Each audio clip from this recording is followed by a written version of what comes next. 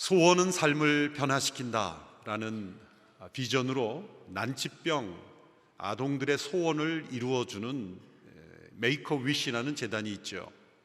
미국에서 1980년에 시작된 이 재단이 한국에서도 2002년도에 시작이 되어서 지금까지 난치병 아동들 4,400명의 소원을 이루어 주었다고 합니다.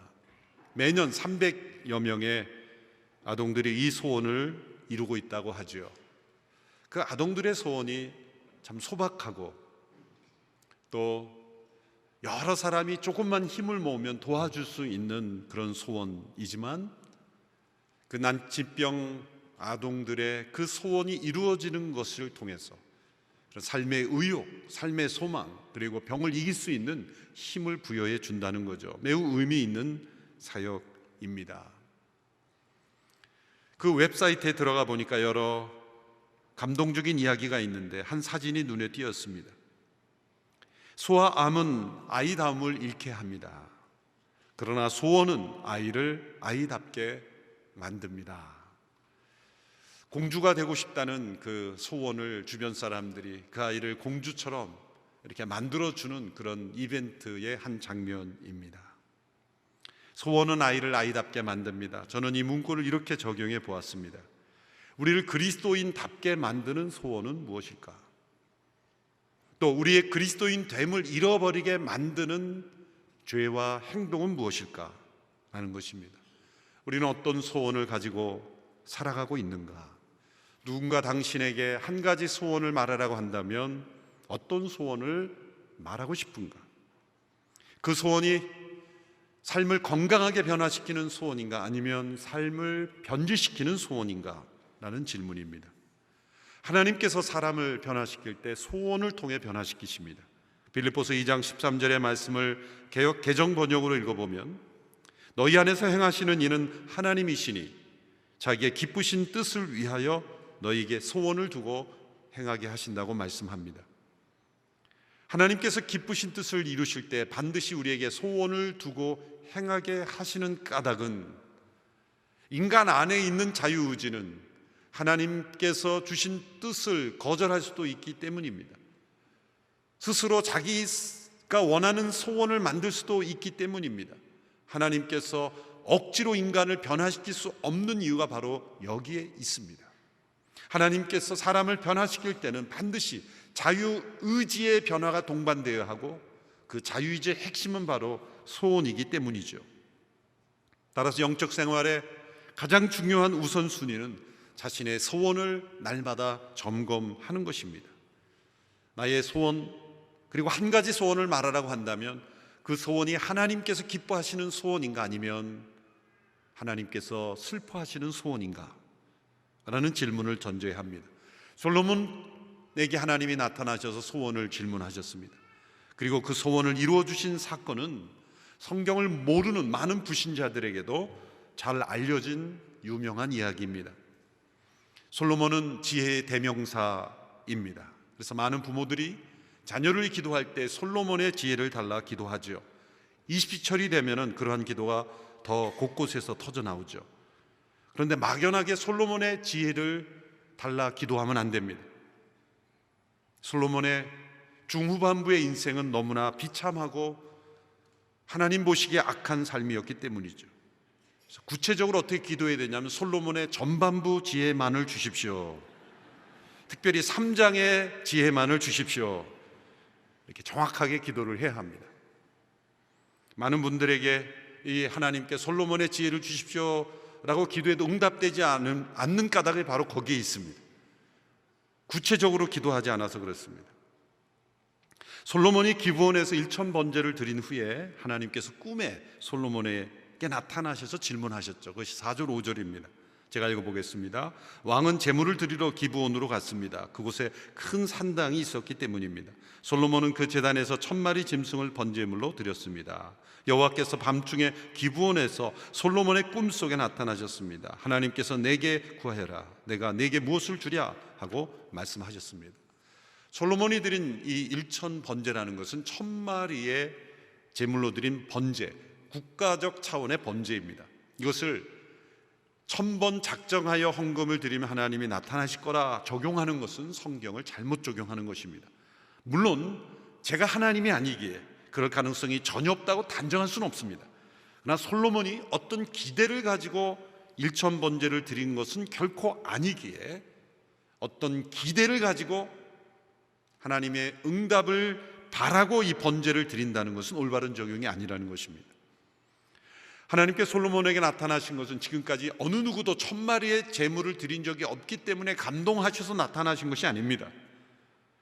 하나님께서는 솔로몬에게 먼저 찾아오셔서 그에게 있어야 할 것을 그가 깨닫게 하시려고 찾아오신 것입니다.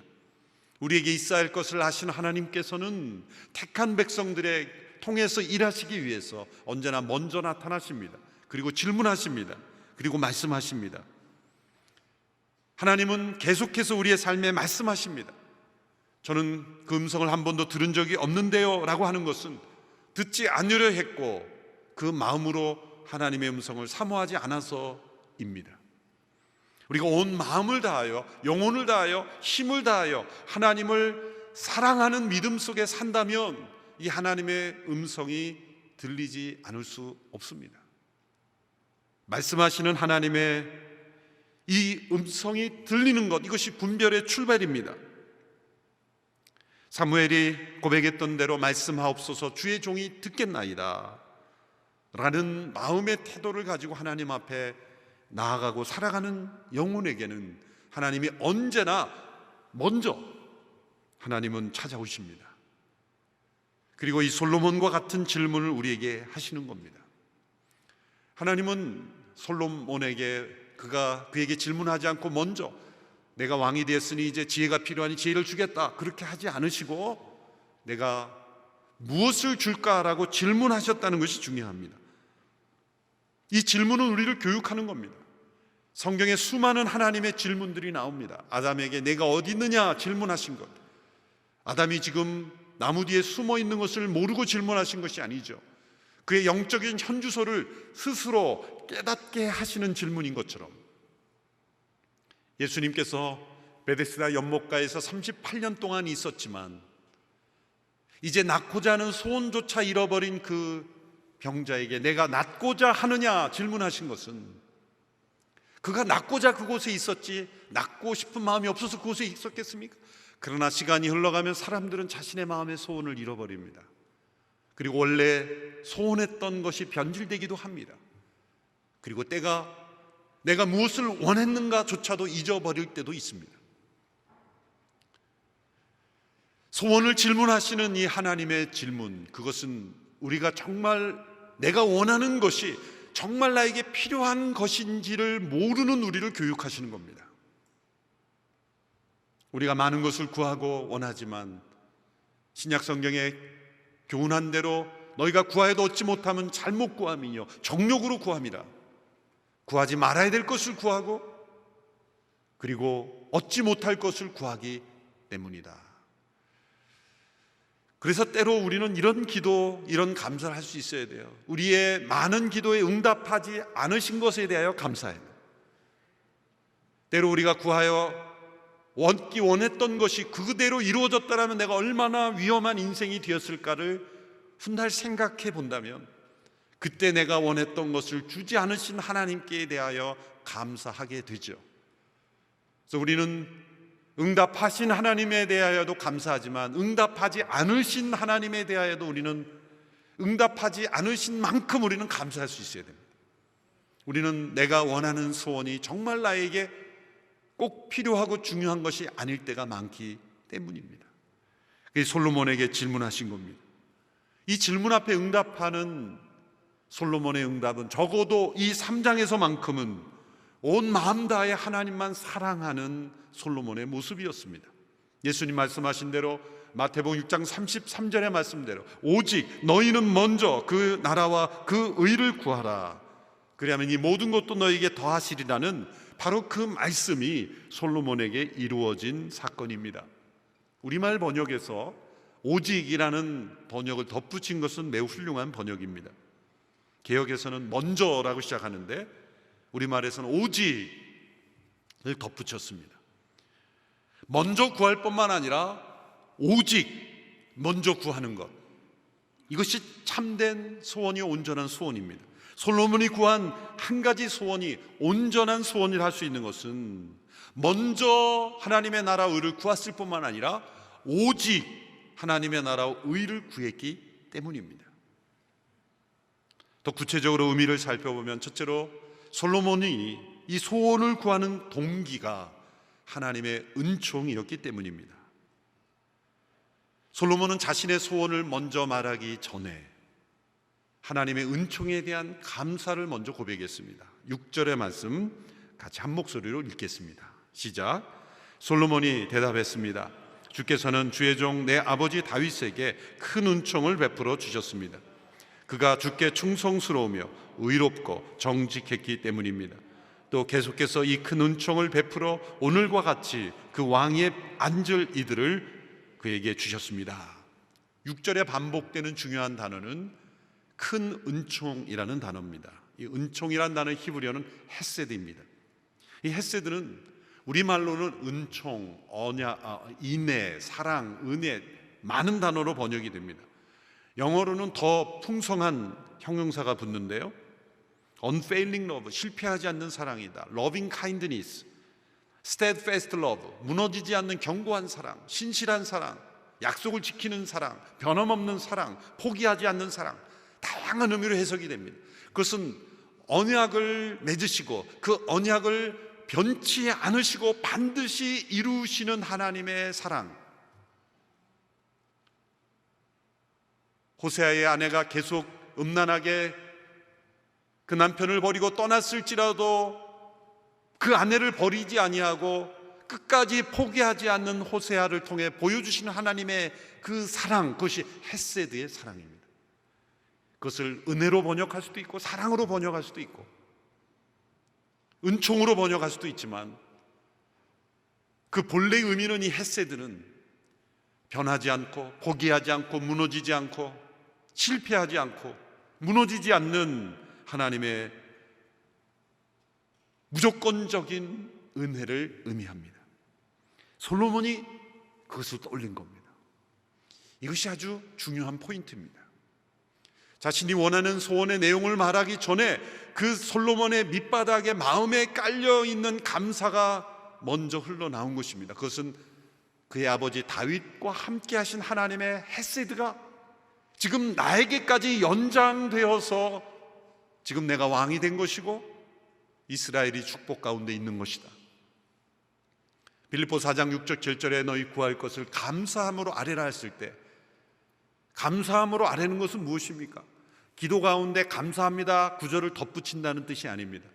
그 기도를 구하는 밑바닥의 동기가 하나님의 헤세드의 은총에 대한 감사 가운데 일어난 소원이 있다는 거죠.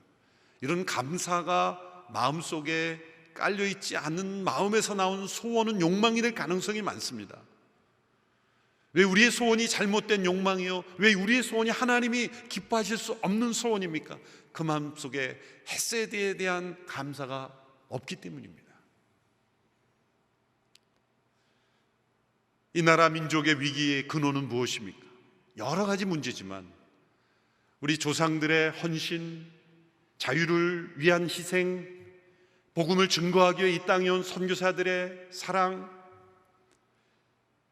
100년 전만 해도 지금의 이 전염병 바이러스와 비교할 수 없는 전염병이 창궐했던 시대, 일상이었던 시대. 선교사들이 이 땅에 왔을 때는 태어난 지 몇 개월 되지 않는 자녀들이 전염병으로 목숨을 잃어야 한 때였어요. 20대에 온 선교사들이 몇 년밖에 살 수밖에 없는 그러한 환경이었습니다. 평균 수명이 오래되지도 않았던 그런 시대. 많은 의료기관, 교육기관이 선교사들에 의해 세워지고 이 나라 민족이 이렇게 건강하게 살 수 있는 세계적인 나라가 될 수 있었던 그 기초에는 하나님의 헤세드의 사랑의 통로가 된 분들이 있었다는 거예요. 그런 믿음의 조상들의 헌신이 있었습니다. 그 우리의 조상, 우리에게 복음을 전해준 분들, 그 희생한 분들에 대해 통로가 된 하나님의 헤세드에 대한 감사, 이 솔로몬의 마음속에 있었던 하나님의 은총에 대한 감사를 잃어버린 마음의 소원은 욕망이 될 가능성이 많습니다. 또한 부모님을 통해 전해주신 하나님의 은총에 대한 감사를 잃어버린 자녀는 반드시 복된 삶을 살 수가 없습니다.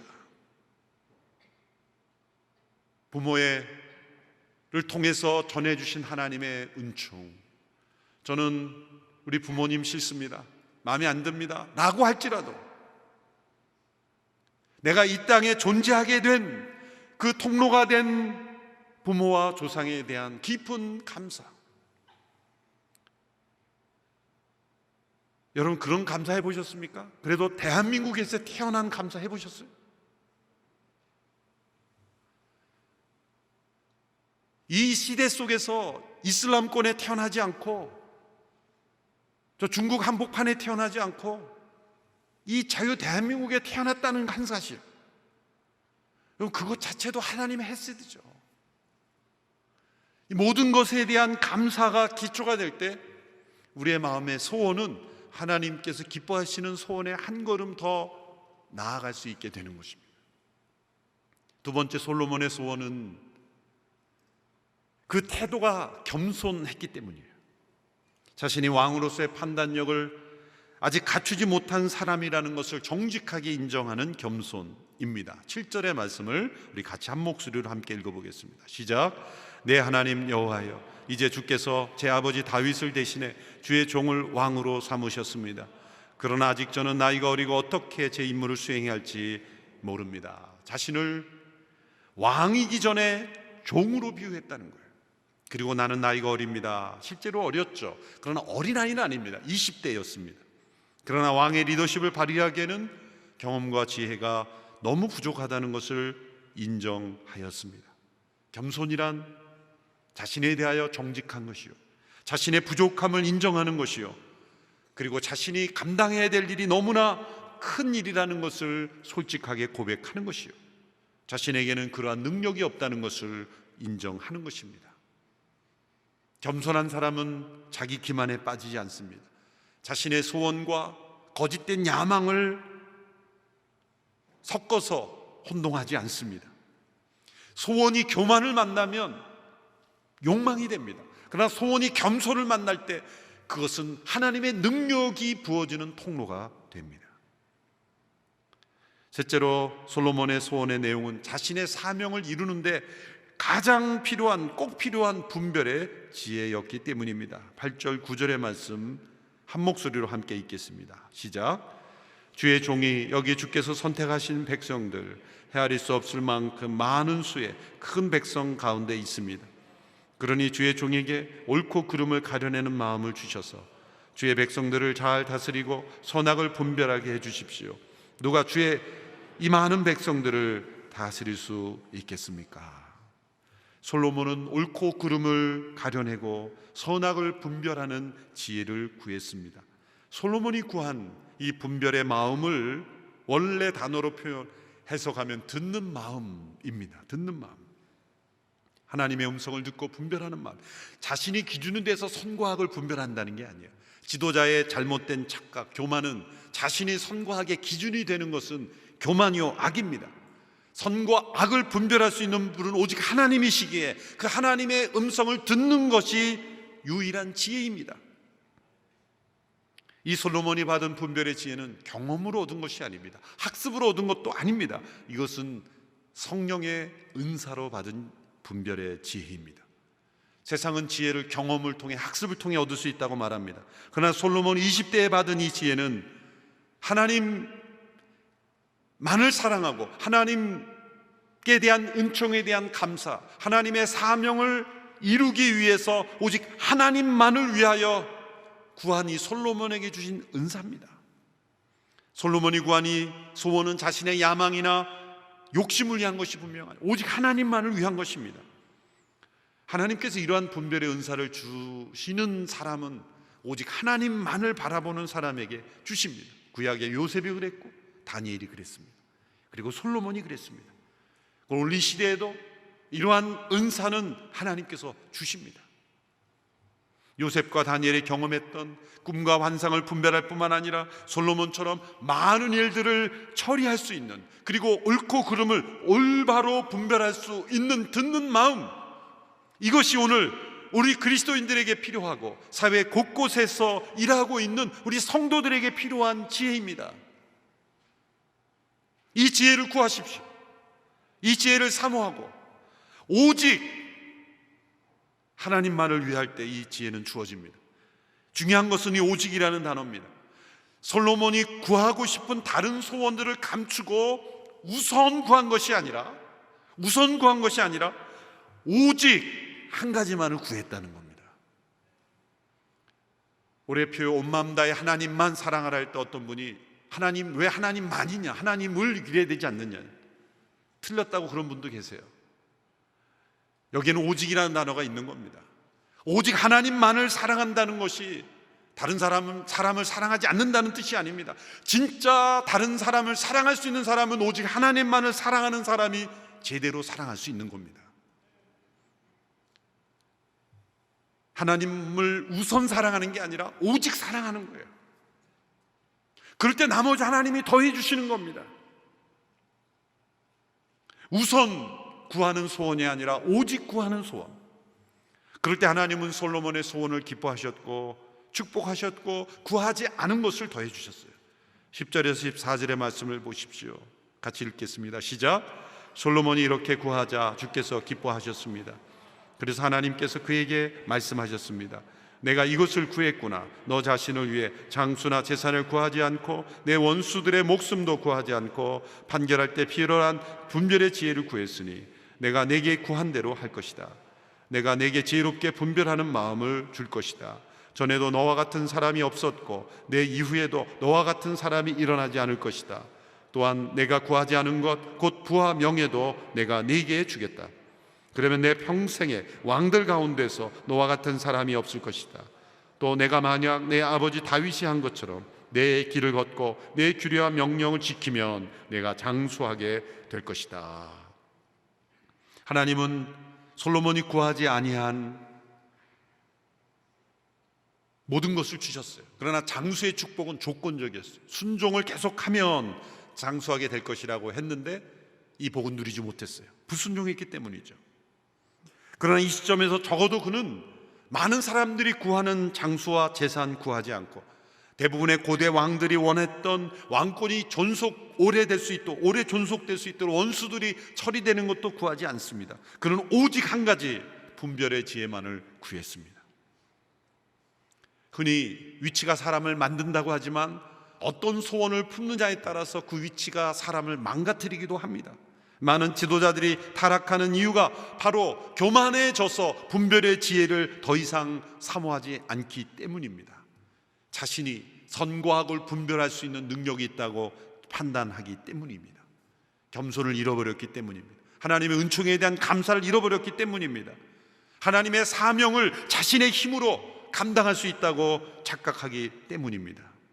따라서 이 솔로몬의 사례를 통해 우리가 깨달아야 되는 중요한 교훈이 있습니다. 그것은 분별의 지혜는 머리의 문제가 아니라 마음의 문제라는 것입니다. 우리 같이 읽어볼까요? 시작. 분별의 지혜는 머리의 문제가 아니라 마음의 문제이다. 좋은 IQ를 가지고 말도 안 되는 잘못을 하는, 악을 행하는 이들이 얼마나 많습니까? 풍성한 경험을 가지고 하나님을 대적하는 이들이 얼마나 많습니까? 솔로몬은 20대였지만 그는 하나님이 기뻐하시는 뜻에 순종하여 분별의 지혜를 얻었습니다. 그가 오랫동안 하나님께 순종하지 못한 것은 너무나 안타까운 일입니다. 그러나 적어도 이 시점에 하나님은 온 마음 다해 하나님을 사랑하는 자에게, 오직 먼저 하나님의 나라와 의를 구하는 자에게는 그 소원에 응답하신다는 것, 그것을 우리에게 가르쳐 주셨습니다. 솔로몬은 이 체험을 통하여 잠언에 이렇게 고백했습니다. 여호와를 경외하는 것이 지혜의 근본이요 거룩하신 분을 아는 것이 슬기의 근본이다. 여호와를 경외한다면 온 마음 다해 하나님만을 사랑할 수밖에 없습니다. 온 마음 다해 하나님만을 사랑한다면 그의 마음의 소원은 오직 하나님의 나라와 의를 구할 것입니다. 하나님은 그 소원을 기뻐하시고 응답하실 줄로 믿습니다. 이 소원이 응답되는 올 한 해가 되기를 주님의 이름으로 축원합니다. 기도하겠습니다. 온 마음 다해 하나님 말 사랑하기를 원합니다. 우리의 소원이 하나님이 기뻐하시는 거룩한 소원이 되어 하나님께서 함께 하시고 부어주시고 응답하시는 축복의 한 해가 되게 하여 주시옵소서. 예수님의 이름으로 기도하옵나이다. 아멘.